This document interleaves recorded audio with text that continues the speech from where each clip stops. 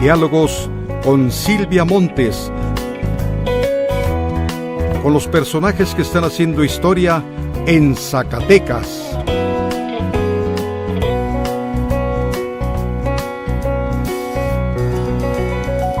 ¿Cómo está usted? Me da muchísimo gusto darle la bienvenida al programa Diálogos. Es jueves, es día de conversar con un servidor público o con alguien de la cultura o con alguien del arte o con alguien que tenga algo que comunicarle a usted que vive en Zacatecas, que está en los municipios del estado.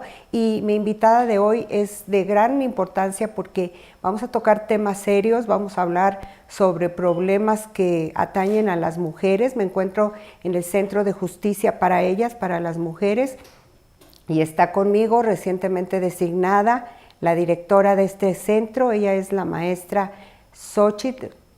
Fátima Xochitl Encina Arroyo. Mira, lo dije bien. Sí.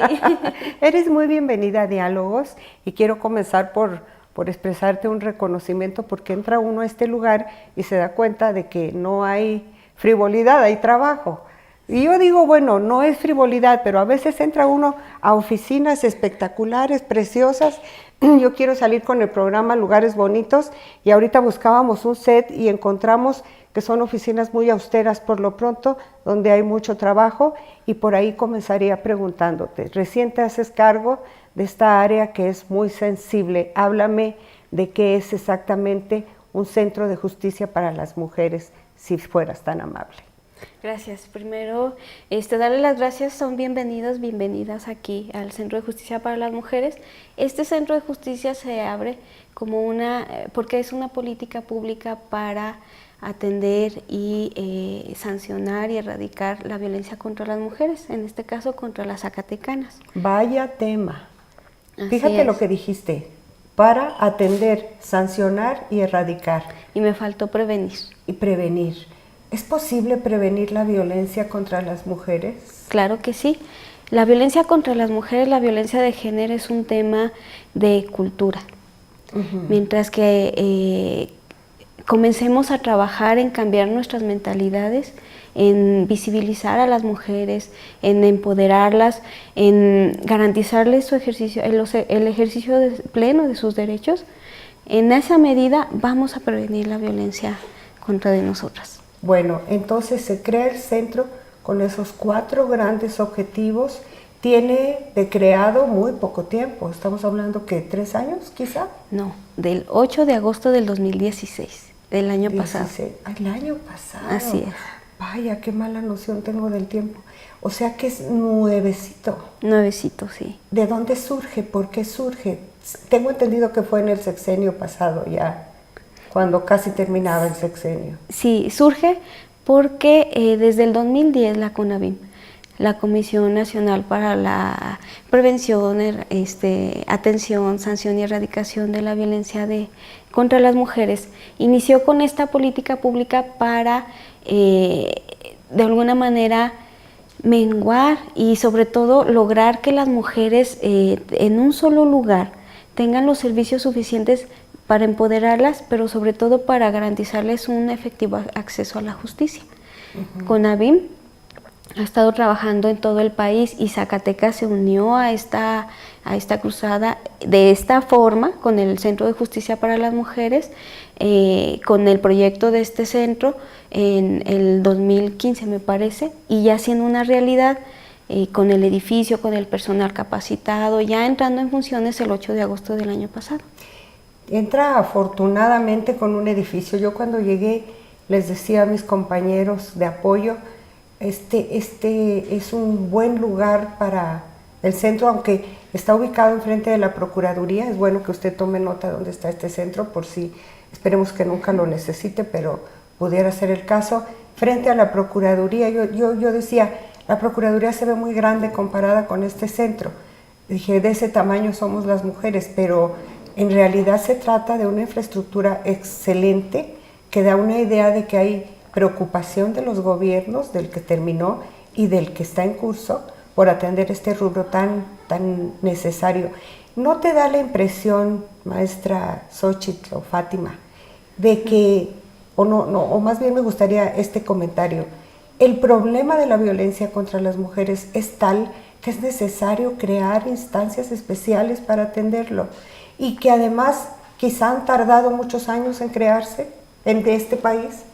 Lo que pasa es que el tema de la violencia de género, de la violencia contra las mujeres, ha ido en progreso, se ha ido visibilizando. ¿Cómo crees? Claro que sí, apenas, en el siglo pasado, en el 76, mediante la conferencia de Beijing, se estableció precisamente que los países que estaban en la ONU atendieran y empezaran a ver este tema, que empezaran a atacar y empezaran a trabajar sobre el tema de la violencia contra las mujeres. Dice siglo pasado, pero dice 76, en realidad no es mucho. No.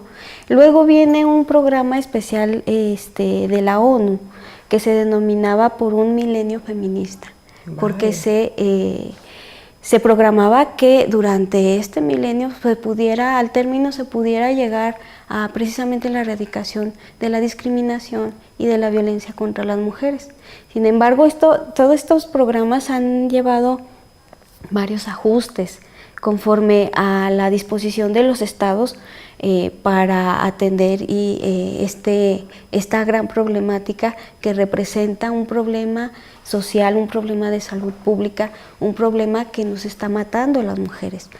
En este caso, México afortunadamente ha signado todos los tratados internacionales en materia de discriminación y de derechos humanos de las mujeres, y se transversaliza, es decir, se hace realidad en políticas públicas, en leyes como la Ley de Acceso de las Mujeres a una Vida Libre de Violencia, a nivel general, a nivel México, pues, y eso también se materializa aquí en el Estado con la conformación de estas leyes, pero sobre todo con estas políticas públicas como la formación del Centro de Justicia para las Mujeres. Yo sé que el de la violencia es un problema de fondo muy serio, muy arraigado, pero me gustaría tener tu comentario como experta que ha estado trabajando en estos temas. ¿Por qué ocurre? ¿Porque somos físicamente más frágiles? ¿Por qué? Yo sé que es una pregunta muy difícil de responder, pero ¿qué pasa? Reitero, es un tema de cultura. Vivimos en una cultura androcéntrica. ¿Qué es eso? Todo gira en torno a los hombres. ¡Ah, qué hijos! No. La cuestión es que si lo vemos actualmente, lo cierto es que los hombres y las mujeres simplemente reproducimos lo que vamos aprendiendo.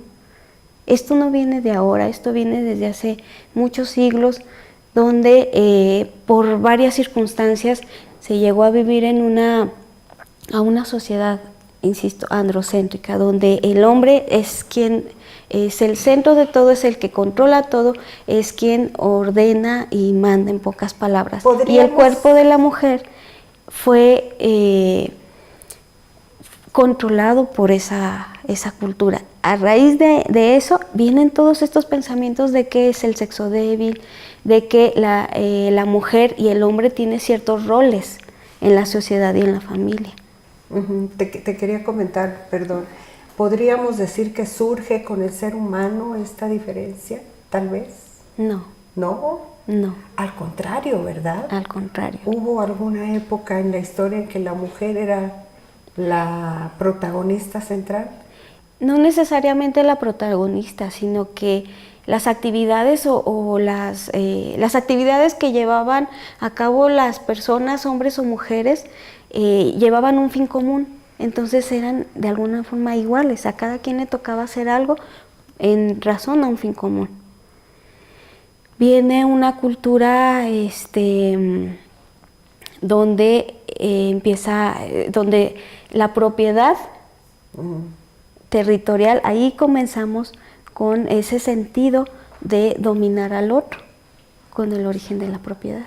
Fíjate. Y de ahí se traslada también a los cuerpos y a las personas de las mujeres. Podríamos decir que los sistemas de gobierno comunistas que ya no existen hubieran sido quizá los más justos para las mujeres. No necesariamente, ¿no? porque al fin y al cabo, ese pensamiento de controlar y de tener superioridad sobre las mujeres intelectual y físicamente está muy arraigado también en los sistemas socialistas, por supuesto. También, ¿verdad? No es un asunto de sistemas, Sí, no. Es un asunto de intereses. Yo creo que no tanto de interés, es que al fin y al cabo, sobre todo si lo vemos ya en la actualidad, así es la cultura. Estamos sumergidas y sumergidos en una cultura machista, en una cultura donde el hombre es quien tiene más poder o a quien se le ostenta, en quien se ostenta el poder económico, el poder cultural, todo tipo de poder político. El poder político. En casa, el papá es el que lleva. En las iglesias, yo te cuento, soy de iglesia cristiana, y en el máximo libro donde estudias esto, que es la Biblia, está establecido, no sé si alguna vez lo has leído, que la mujer tiene que sujetarse a su esposo y te dan, la máxima concesión que te dan en la Biblia es ser ayuda idónea para el hombre y ser subordinada del hombre. Y entonces esto plantea un escenario desventajoso para las mujeres, pero grave cuando ya esto se traduce, y de ahí viene el tema, pues de ahí se nos vinieron estos comentarios, en violencia, porque una cosa es jugar un rol y puedes jugarlo en paz, ¿no? Si tú lo aceptas y estás contenta, porque también puede ser que tengas tu familia y te gusta hacer el papel de mujer que te corresponde y tienes un hombre bueno que está junto a ti, te respalda y hacen las cosas juntos, como decías. Pero cuando ya esto empieza a degenerar en actos de violencia, ya estamos entrando en una situación muy detestable. Es que aquí sí he de aclarar algo. A ver. Conforme va evolucionando la humanidad y esta sociedad androcéntrica machista, a la mujer se le dan ciertos roles. De ahí viene los roles de género, es decir, eres mujer, te toca hacer esto y te toca hacer esto. Es la expectativa de la sociedad respecto de tu persona como mujer y al hombre. ¿Sí? Si bien una mujer puede, como dices, aceptar esos roles, lo cierto es que hay algunos roles que significan sometimiento e implican discriminación e implican violencia. Ya desde que hablamos de discriminación, ¿ya estamos asumiendo un tipo de violencia? Sí. Automáticamente. O sea, la violencia no es solamente un golpe. No. Nada que ver. Nada que ver. Hay algunas teóricas y teóricos de género hablan de los micromachismos. Ay, qué interesante. ¿Qué es un micromachismo? Son esas conductas que casi no se notan, pero que llevan implícitas esa desventaja o ese privilegio que tiene el hombre sobre la mujer. Hijos. Un ejemplo, vas a un restaurante con un amigo, alguien, hombre. ¿A quién le llevan la cuenta? Al hombre. Ese es un micromachismo. Ese que siga, ¿eh? Ese que siga, que paguen. Porque te voy a decir, ese micromachismo que está cada vez más desapareciendo. Porque ya los señores ahora te dicen, vamos por mitades. Pero bueno, esa es otra historia. Sí. Te entiendo. O por ejemplo, no sé si esto sería un micromachismo, llegan los dos de trabajar a casa, una pareja trabajando, y el hombre dice, es que vengo muy cansado, y se encierra en su cuarto a descansar, y la mujer se queda a cargo de los niños y de las tareas que todavía faltan en el hogar. Vaya, que es un micromachismo. Y lo que implica es mayor presión, el hecho de que las mujeres que la sociedad nos diga que somos multitareas, ¿sí? Que podemos hacerlo todo a la vez, no necesariamente implica que no nos desgastemos. mental, emocional y físicamente. Y es que sí Esa podemos mujer, hacer muchas cosas. Sí, porque así se nos ha educado. No es que así hayamos sido creadas o las mujeres tengamos en nuestra genética eso. La sociedad nos dice que así debemos de ser, que es parte de sus roles de género. Y a los hombres les dice que solamente pueden hacer una cosa. Pero es que solo pueden hacer una cosa, los señores. Pero si cambiamos los ciclos de educación que hasta ahora llevamos, a los niños y a las niñas las vamos a enseñar por igual. Y las vamos a enseñar a que logren, a que busquen, a que hagan lo que ellos deseen, lo que ellas deseen, sin atender a esos roles de género. La mujer que llega a casa cansada, después de utilizar todo el día tacones, después de correr con los tacones, de manejar con tacones, ahí hay otro micromachismo. Usas tacones, ¿sí?, para verte, digamos, más mujer ante los ojos de ¿quién? Ante los ojos de los hombres, ¿sí? Y es una exigencia de la sociedad para quienes trabajamos en la vida pública. Ahora, nosotras lo hemos permitido. No. ¿No? El decir que como mujer los por ejemplo, permitimos por ejemplo, lo de los tacones. Decir, es que me tengo que ver bonita porque soy mujer. Debo verme bonita. Tú podrías decir, no, me resisto.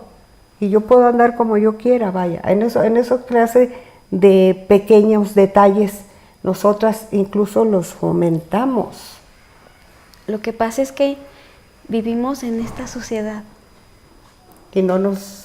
Y quien se sale se ve rara. Exactamente, y se ve discriminada, pues. ¿Sí? Claro. Y al fin y al cabo lo tenemos en la mente. Hay que hacer un trabajo, hay que estudiar, hay que leer de género, hay que empaparnos de todos estos conceptos, hacerlos de nosotras y aplicarlos en nuestra vida diaria para que si utilizamos tacones no sea precisamente para eso, para dar, digamos, un gusto. Pero fíjate que sí traemos cosas en nuestra genética. Yo tuve en los días de la mujer, el mes de marzo, para el 8 de marzo, a la secretaria de la mujer en Zacatecas. Y me comentaba una anécdota muy interesante que incluso era de nivel familiar, en su casa sucedió. Dice, a mi hermana, queriendo crear en su hija una personalidad no discriminatoria, integrada a los juegos, por ejemplo, de los niños, siendo una pequeñita, le compró un balón de fútbol y dice que la niña lo que hizo con el balón fue envolverlo en una cobijita y arrullar su balón, como si fuera un bebecito. Entonces dice ella, imagínate ahí, te topas con una situación que no entiendes, o sea, ¿cómo se puede dar? Sí tenemos rasgos, obligadamente, que nos hacen diferentes, quizá por el solo hecho de ser madres. O estoy diciendo un lugarzote común que ni al caso. Bueno, a lo largo de todos estos años yo he trabajado en delitos sexuales. Y he recibido mucha capacitación en relación a género. Sí. Y a ponerme mis lentes de género cuando analizo un caso. Entre esa formación hubo una Marta Lamas, una feminista muy reconocida en México, nos decía, el instinto maternal no existe. ¿Cómo? No existe. No existe. No existe. Esa es una formación de género, ese es un rol de género. Una deformación. Sí. Porque si no existe. No existe. Y psicológicamente no existe, y así están los estudios. Comprobado. Pero tan solo el vínculo que se da cuando tienes a tu bebé dándole tú de comer. Es tu vínculo con tu bebé, y puedes no ser tu bebé y también tienes ese vínculo. Y puedes tener ganas de proteger. Hay un instinto de protección. Hay 5 instintos. A verlos. Entre ellos, el de la supervivencia, quizás no me acuerdo de todos. Okay. El de la supervivencia y el de la protección, es a los más débiles y vulnerables. Pero no de la maternidad. ¿Y ese lo tenemos un poco más desarrollado las mujeres, el de protección? ¿O también los hombres? Claro que sí. ¿Por qué los cachorros nacen tan tiernos? La misma naturaleza y crea a sus seres, a los animales, de manera que durante ese periodo de tanta vulnerabilidad, los demás no les hagan daño, pues. Entonces, el tema es 100% cultural, como dices tú. Yo no encuentro otra razón que no sea la superioridad física. Por ejemplo, nosotras estamos aquí, las dos somos de talla chica. Sí. Somos chicas, o sea, los hombres son más altos, son más grandes. Sí. Yo a veces que estoy enfrentándome a alguna necesidad, por ejemplo ahorita necesito poner un sistema X para regar un pasto que se me está secando. Y digo, ay, aquí me hace falta un hombre. Pero nada más para eso, porque todo lo demás lo resuelvo yo, sola. Pero te fijas que no dices, me hace falta alguien que sepa de esto, sea hombre o mujer. No, yo dije, me hace falta un hombre. ¿Sí? Necesito quitar unos clavos de la pared y digo, ay, necesito que venga un hombre con un martillo. Bueno, físicamente sí hay diferencias. ¿Por qué? El otro día la médica legista de aquí del centro nos explicaba para darnos fundamento en un asunto respecto de la fuerza física y de esas diferencias entre hombres y mujeres, solo físicas, biológicas. Los hombres están hechos de músculo, no sé en qué porcentaje, no lo recuerdo, de músculo. Qué coraje, yo quisiera Las eso. mujeres de agua y grasa. ¿Por qué? Somos las que al fin y al cabo llevamos la función de crear la vida, o sea, de embarazarnos y parir, ¿sí? Por eso, sí hay diferencias, pero lo cierto es que para las actividades estas cotidianas, pues cualquiera que le sepa. Yo conozco excelentes albañilas. Sí. Tú eres feminista, ya te estoy descubriendo. Sí, eso me nota. 100% feminista. Me recordaste, ¿te acuerdas de la novela? ¿Es novela? El varón domado. ¿Nunca lo leíste? No. Ay, te lo voy a regalar, es más. Es un libro muy viejo. El varón domado, y lo escribe una argentina que se llama Esther Vilar. O Vilar, no sé cómo se pronuncia. Pero ahí plantea algo como lo que acabo de decir yo hace rato. Bueno, me hace falta un hombre, por ejemplo, para cambiarle una llanta a mi carro, para hacer un trabajo en mi casa, o sea, no habla de albañilas. Pero luego plantea una cosa bien interesante. Todos los instrumentos que usamos las mujeres en la casa, por ejemplo, en la cocina, los inventaron los hombres. Híjole, dices, el varón domado finalmente, sí, muy fuerte y todo, pero está trabajando también para cosas de la mujer. Las lavadoras, las licuadoras, los aires acondicionados, todo lo que usamos en nuestra casa, que generalmente manejamos las mujeres, lo inventaron los señores. Y tenemos esa rivalidad, digamos, toda una vida, y sin embargo también nos necesitamos, nos complementamos. No seas tan feminista, hombre, cede un poco. Es terrible la violencia, vamos a enfocarnos. Ahora no sé cómo voy con mi tiempo, pero yo quisiera, ¿cuántos? 20 minutos, ok, está excelente para abocarnos al tema de la violencia ya como tal. Ay, Dios mío, ¿cuándo surge? Pues ya dijiste, desde siempre casi. No, ni siquiera se ha matizado un poco los niveles de violencia, se han, por el contrario, agudizado en diferentes ámbitos. Yo creo que más que se hayan agudizado, se han visibilizado. Exacto. O sea, mucho tiempo los ocultamos, las mucho propias tiempo, mujeres. Y los hombres y las mujeres. Mucho tiempo el hecho de que una mujer falleciera por una golpiza se quedaba entre las cuatro paredes. Sí, esto de que se cayó de las escaleras, etcétera, porque era un problema privado. Pero lo cierto es que quienes más fallecían eran las mujeres, dejando huérfanos y huérfanas a sus hijos e hijas. Era un problema complejo. Ahora se visibiliza.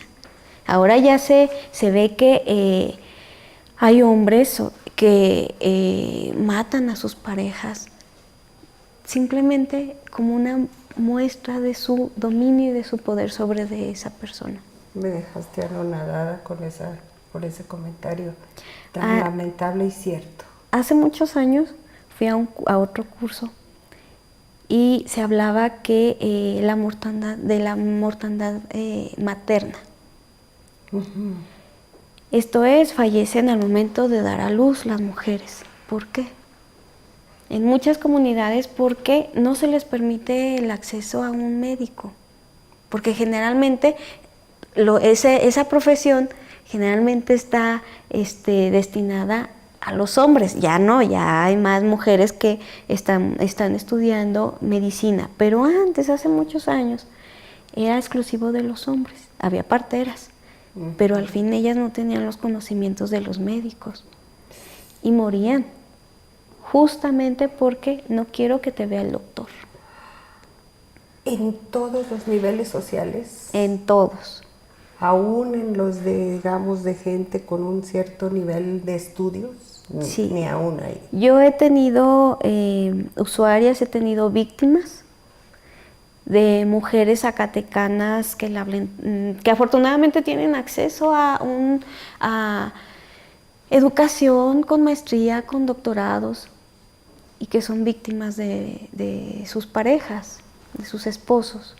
Sin embargo, de esa condición de conocimiento y de empoderamiento económico y académico no se refleja en el empoderamiento emocional para denunciar. Por el contrario, se sienten aún más estigmatizadas porque van a decir, yo que soy todo esto, Sí. voy a denunciar que mi esposo me golpea, que mi esposo me impone las relaciones sexuales, me viola. Ay, Dios mío, qué panorama.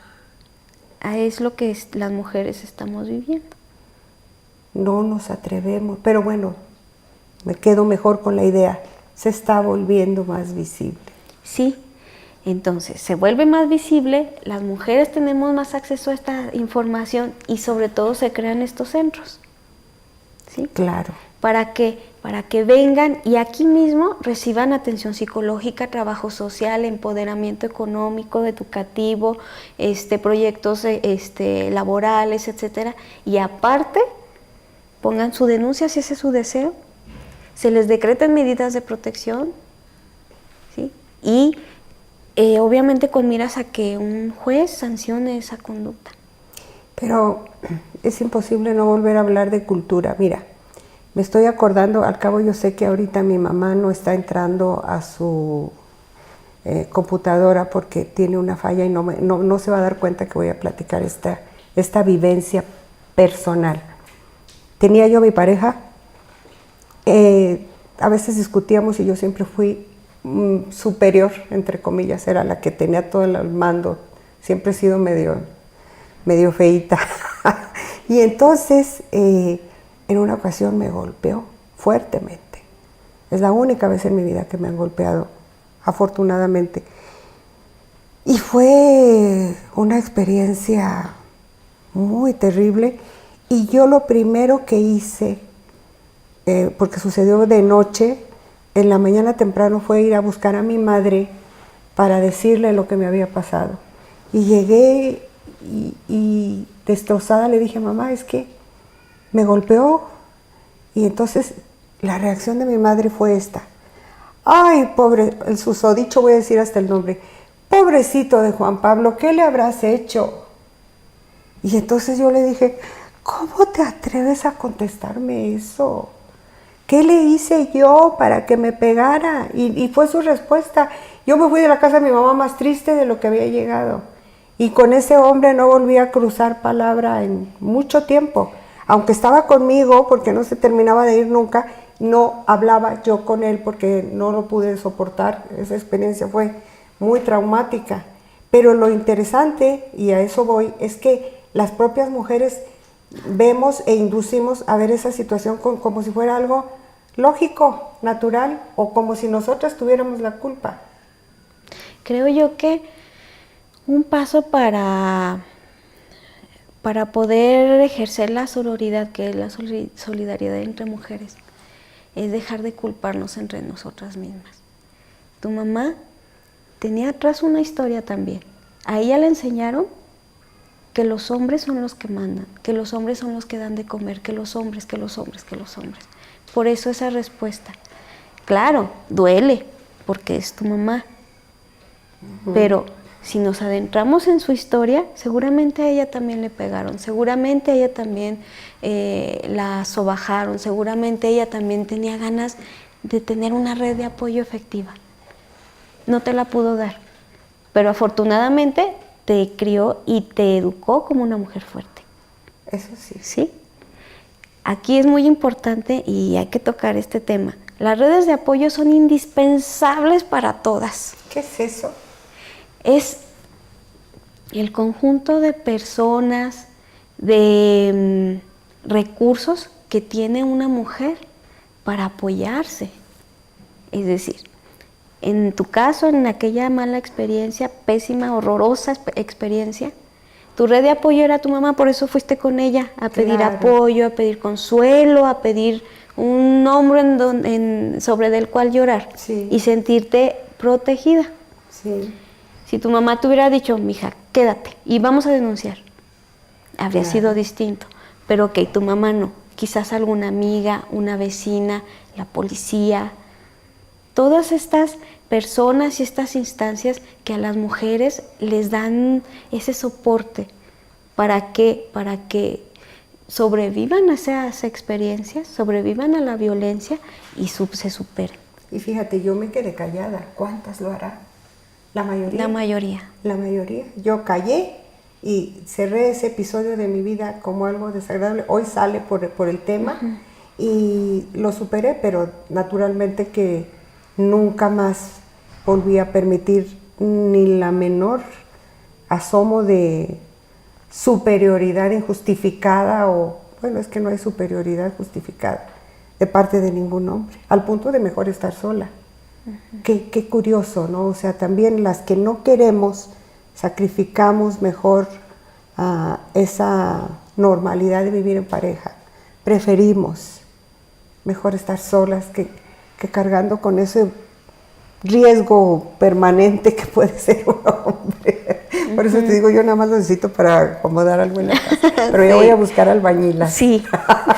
Te lo prometo. Sí. No conozco ninguna, pero bueno. Bueno, ya te recomendaré alguna. Sí. Por favor. Bueno, cuéntame entonces cómo llegas a este centro que fue un verdadero acierto abrirlo. Yo tengo aproximadamente 15 años en la Procuraduría. La mayoría de esos 15 años he estado antes agencias del Ministerio Público, ahora unidades de investigación con el nuevo sistema, en delitos sexuales. No me digas. Sí, 13 todo años, lo que habrás visto. Muchas cosas. Creo yo que investigar delitos sexuales es una de las... de los delitos o de las cosas que son más duras, más difíciles. ¿Y eso cómo te ha impactado personalmente? Hay etapas, hay etapas. Siempre, cuando empiezas te vuelves muy paranoica, en todos los sentidos, pero hay autocuidados. Como ministerias públicas debemos de autocuidarnos. ¿Cómo? Terapia psicológica, hay que hacer ejercicio, hay que salir, hay que leer de otra cosa, hay que informarnos de todo, para nuestro trabajo, pero también para nuestra formación personal. Para sobrellevar lo que estás Así haciendo. Es. Aparte, estás haciendo una labor es importante para la sociedad. ¿Y qué rasgo encuentras que sea representativo de esa clase de delitos?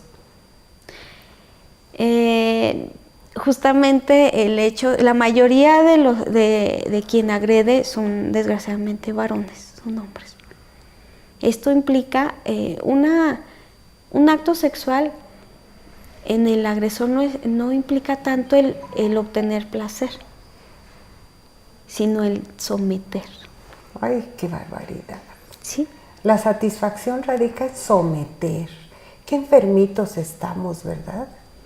Mentalmente hablando. Qué enfermitos están, sobre todo ellos, Pero pienso que pudiera ser también general, porque la mujer que soporta eso es que algo tiene, algo anda mal con ella también. Y por eso se complementan, entre comillas. No, si No. vas en la calle y te tocan una violación. un glúteo o te imponen una relación sexual, ¿va a haber algo mal en ti? No, yo estoy pensando en una pareja. O sea, que estás viviendo con una pareja y estás viviendo una relación En la que hay hay violación sexual. Volvemos a lo mismo, ¿sí? ¿Cómo educamos a las mujeres o cómo nos educan a las mujeres? Es tu cruz, tienes que aguantar, la dependencia económica es algo que en las mujeres nos limita tanto para tomar esa decisión de decir, no más. Ese es el punto. Así es. Ese es el punto. Bueno, entonces se me fue la idea ahorita que te estaba escuchando. Delito, o sea, llegar al punto de tipificar delito sexual es terrible. O sea, todo lo que implica, estás en un asunto que de por sí puede ser muy duro y encima estar arriesgando tu propia vida o perderla, cuando se supone que la relación sexual, la relación íntima, debe ser un momento bello en la vida de toda la gente, nada que ver con la realidad de quienes terminan hasta sin vida. Así es. Al fin, la libertad sexual, la integridad sexual es un bien jurídico tutelado por la ley. Es decir, tenemos derechos sexuales y reproductivos, tenemos derecho a que nuestra sexualidad, nuestra persona entera, sea respetada. Y que cuando decidimos compartir nuestra sexualidad, sea en un contexto de voluntariedad, de consentimiento y obviamente buscando el placer de las dos partes o de quien intervenga en el acto. Y me temo que el problema de la violencia sexual la viven hoy con algún alto porcentaje los jóvenes, ¿verdad? Yo creo que es general. Es general. Wow. Bueno, y entonces estás en esa área, en la Procuraduría durante años. Sí. Y vienes a dar a este centro cuando se crea, eres de las primeras convocadas a este centro, a aportar esa experiencia. Exactamente. ¿Y qué te encuentras en este centro para coadyuvar a resolver? Me encuentro con que el hecho de que ya exista toda esta atención, que esta atención sea integral, a las y los ministerios públicos nos hace un poco más sencillo el trabajo. ¿Por qué? Porque antes le buscabas la manera de que la víctima, mejor dicho, la víctima tuviera un plan estratégico de seguridad. ¿Qué va a hacer si la busca el agresor? Le buscabas quien la asesorara jurídicamente para los divorcios, para las custodias, les buscabas todo. Como Ministerio Público éramos todólogas. Ahora no, ya hay gente especializada que da estos servicios. Excelente. Trabajamos en equipo, tenemos un equipo extraordinario de profesionistas aquí que todas con formación en teoría de género y derechos humanos de las mujeres, para dar un servicio que es especializado, integral y, repito, cuya finalidad es que las mujeres obtengan justicia. Ahora, la parte que suena muy interesante es la de la prevención. Bueno, todo es interesante, todo es importante. ¿Qué decirle a nuestro auditorio que le resulte útil, a nuestro auditorio esencialmente femenino, por supuesto, tratándose del Centro de Justicia para las Mujeres, para prevenir situaciones de esta naturaleza? ¿Cuáles son los signos de alerta que deben tener encendidos cuando se empiezan a relacionar con un hombre, por ejemplo? Bueno, los signos de alerta más comunes son el simple hecho de que el trato que se te da por parte de tu pareja, por parte de con quien interactúes, te hace sentir incómoda, te hace sentir humillada, te hace sentir controlada. Eso ya es un signo de estar viviendo violencia. Este centro estamos para atenderlas, para apoyarlas y sobre todo para que no permitir que esa violencia que en un momento dado es, digamos, trastoca una parte mínima de tu persona, no llegue a más, no llegue incluso hasta tu muerte.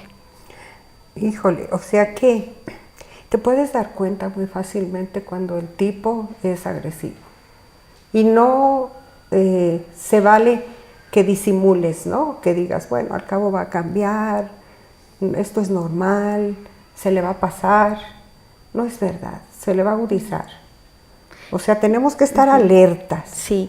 Y no tener miedo, agregaría yo, del qué dirán si terminas con una relación. Así es. Te lo voy a contar, yo soy buena para contar chismes. Ay, soy buena para contar chismes personales, pero a mí me sucedió con una persona con la que me casé sin haberla conocido bien y inmediatamente me empecé a dar cuenta de eso que estás tú diciendo. Fíjate cómo empezaron las cosas, un control de decir, oye, porque el hombre venía de Estados Unidos, era un pensionado, oye, yo quiero que hagas pipián. Y le decía yo, es que yo no sé hacer pipián, imagínate, yo toda mi vida he trabajado, pues no. Fuera de la casa. Fuera de casa, ¿no? Y entonces, y de todas maneras aprendí a hacer pipián, porque dije, yo quiero complacer a mi macho mexicano que viene de Estados Unidos. Y ahora quiero que hagas agua de melón y ahora quiero. Entonces, de repente teníamos una visita, ¿y cómo están? Y me acuerdo, él me decía de cariño, o su forma de hablarme era Silvana, y decía, no, muy bien, Silvana me atiende muy bien. Entonces están contentos, no, Silvana me atiende muy bien. Entonces empecé a ver yo cosas que dije, no, que esto no es así. Y yo tenía muchas ganas de tener una pareja y un hombre excelente con una presencia bonita, que se arreglaba, que se veía excelentemente bien. Y uno tras otro los detalles que yo empecé ahora sí que se me empezó a prender la alerta y empecé a ver cada vez más control, incluso hasta con mi personalidad de decirme, oye, a mí las mujeres me gustan con vestido y con tacón alto. Entonces, vente, vámonos, eso sí, espléndido, vámonos a que te compres. Me compró un montón de vestidos y un montón de zapatotes de plataforma altísimos que yo ni puedo porque tengo problemas con una rodilla, pero yo andaba complaciendo al hombre. Llegó un momento en que se rompe una gota, derrama el vaso de agua y habían transcurrido apenas 4 meses del enlace matrimonial. Y yo dije, no, se acabó, hasta aquí llegué. ¿Sabes qué? Le dije, tómate tu tiempo, yo me voy a tomar el mío.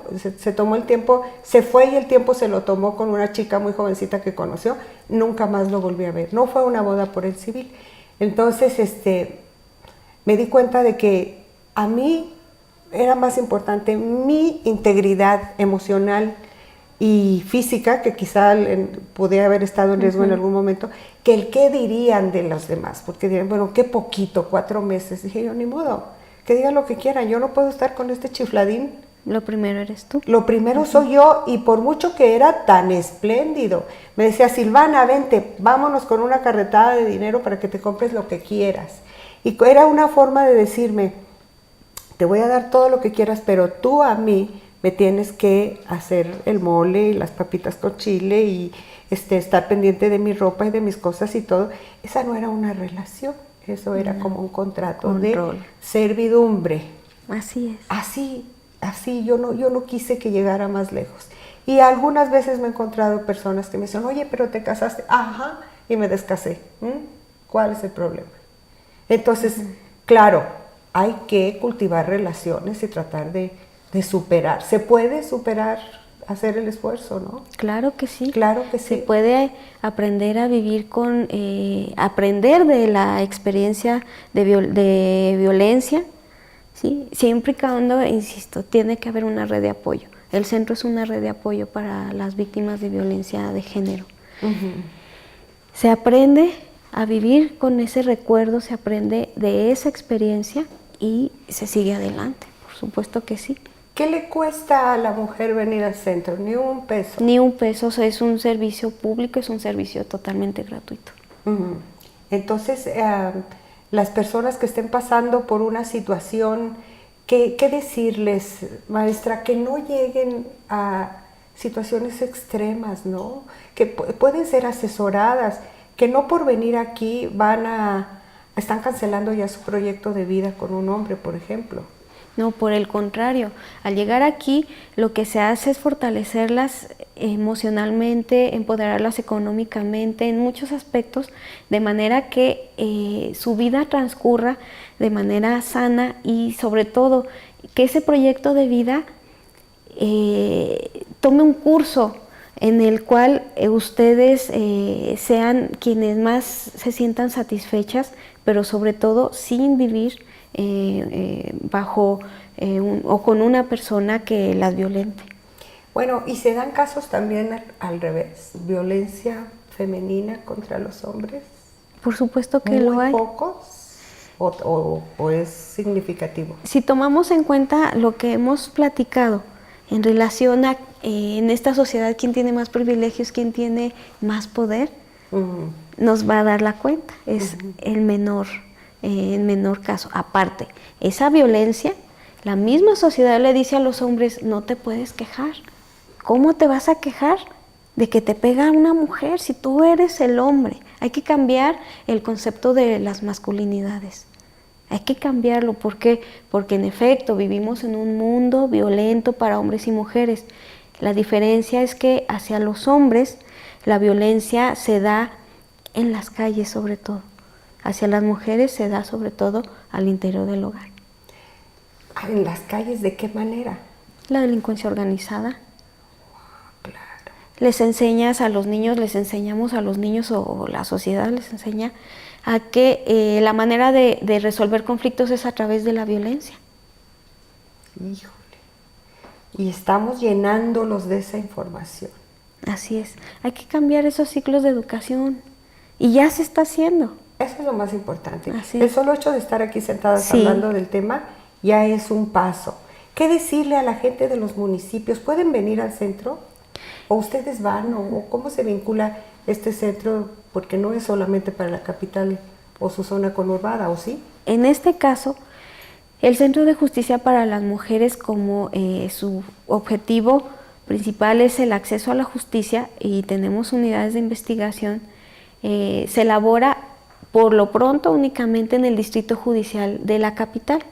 Es decir, atendemos mujeres, sus hijas e hijos de Zacatecas, Guadalupe, Trancoso, Betagrande y Pánuco. Oh, qué lástima que no sea todo el estado.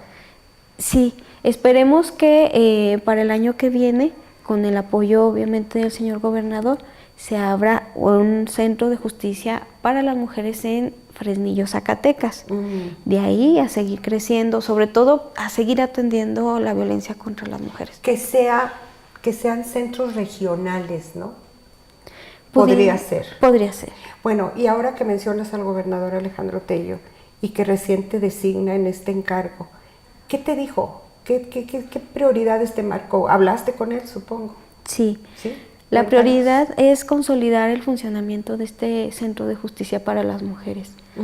Es decir, que todos los servicios se aporten a las usuarias, que vengan y lo soliciten de manera, digamos, máxima, que se les dé servicio a todas. Quienes vienen, todas, no se ha ido una sola mujer sin que se le atienda por una u otra área, pero de lo que se trata es de que se disminuyan los tiempos de espera de las usuarias, que sean más rápidos los trámites y obviamente, insisto, que el acceso a la justicia lo vean de forma pronta. ¿Y saben las mujeres de Zacatecas que existe este centro o falta difundirlo más? Se ha hecho difusión en radio, en televisión, el hecho de estar en tu programa es parte de ello. Bueno, la Procuraduría General de Justicia tiene un programa también de difusión a través de redes sociales de las funciones de este centro. Además, si llegan a la Procuraduría, que es el lugar por excelencia, las canalizan, ¿no? En un momento dado, las canalizan. Sí. Cuando te oigo hablar justicia para las mujeres, ¿cuál sería el estado ideal de una mujer sin violencia? Que cualquier sueño que ella tenga lo pueda lograr, que ella viva tranquila, que ella, si tiene hijas e hijos, tener la seguridad, la garantía que también sus hijas e hijos van a poder lograr todas sus metas, que no van a tener injerencia en sus vidas por parte de terceras personas, que obviamente nadie las va a hacer sentir o les va a ocasionar algún daño psicológico o físico o sexual. Híjole, ese es el estado ideal de las mujeres. Sí. Pero muchas resistimos o resisten, no es mi caso afortunadamente, resisten porque, insisto, por miedo a dar el paso o por lo que tú decías, la dependencia económica. Ese es un factor que dicen las mujeres, es que, ¿qué hago si me quedo sin este hombre? ¿Cómo voy a salir adelante con mis criaturas? Eso es una actitud, perdón señora si es su caso, pero se me hace cobardona, porque sí se puede, ¿no? Claro que se puede, pero yo debo de insistir. Regresemos a nuestra plática. Regresemos. Sí, hay toda una historia. Por algo esa persona, por algo esa mujer siente que no puede salir. Si vienen aquí al Centro de Justicia, hay una subdirección de empoderamiento. Y esa subdirección de empoderamiento las ayuda y las vincula con otras instituciones para lograr empleo, para aprender un oficio, para continuar sus estudios, para iniciar un negocio, de manera que esa situación, esa dependencia económica se vea disminuida y ellas, por lo menos por esa razón, ya no dependan de quien las agrede. Ya no dependan del desgraciado, diría el programa de Laura de América. Y que pase el desgraciado. No, no es cierto. Este programa es muy serio, no me hagan caso, ya saben que a veces patino. Por último, porque ya nos tenemos que ir, dime las áreas que integran el centro. Bueno, hay un área de recepción, luego viene el área de psicología, que es donde se hace una entrevista inicial. Debo señalar que desde la entrada se les empieza a empoderar a las mujeres en la toma de decisiones. Ah, qué bien. Y luego viene el área de trabajo social, el área de salud y también el área de asesoría jurídica, con varias asesoras jurídicas en materia familiar, el área de empoderamiento y el área de justicia con las unidades de investigación. Para que vean, señores, y ahí donde, para que no abusen, dónde podemos venir las mujeres. Pues yo te quiero desear el mejor de los éxitos ahora que te haces cargo de esta área. Me gustó mucho tu bien centrada respuesta a todo, o sea, bien ubicadita, sin exagerar, pero también al tanto de lo que se requiere. Tu designación no ha de haber sido gratuita, tienes un expediente ahí que te respalda. Entonces, bueno, nosotros por nuestra parte, bueno, coadyuvar en lo que sea posible a que la gente sepa que existe eso, a que las mujeres sepan que existe este lugar para que vengan, para que no se sientan solas. Es muy importante, por eso yo solicité el espacio para platicarlo y bueno, pues a empoderarse y a quererse, ¿verdad? Así es. Muchísimas gracias por habernos recibido en tu austera oficina. Gracias a ustedes, son bienvenidas. Y muchas gracias a usted por habernos recibido en su austera casa, no se crea, en su linda casa. Ya sabe que la cita con diálogos es los jueves a las 6 de la tarde y que lo puede ver en la página silviamontes.com.mx y también por Facebook, en el Cablecom, en el canal 135. Muy pronto vamos a estar también por Megacable y por supuesto, le recuerdo, otra vez insisto, página silviamontes.com.mx. Le doy las gracias al personal de comunicación social de la Procuraduría del Estado que estuvo acompañándonos en esta grabación y por supuesto a mis queridos compañeros que son unos lindos, ellos no son violentos, Marco Méndez y Beto Hernández, muchísimas gracias. Conmigo luego me hacen bullying, pero pobrecitos, así les va. Los espero el jueves, hasta la próxima, muchas gracias.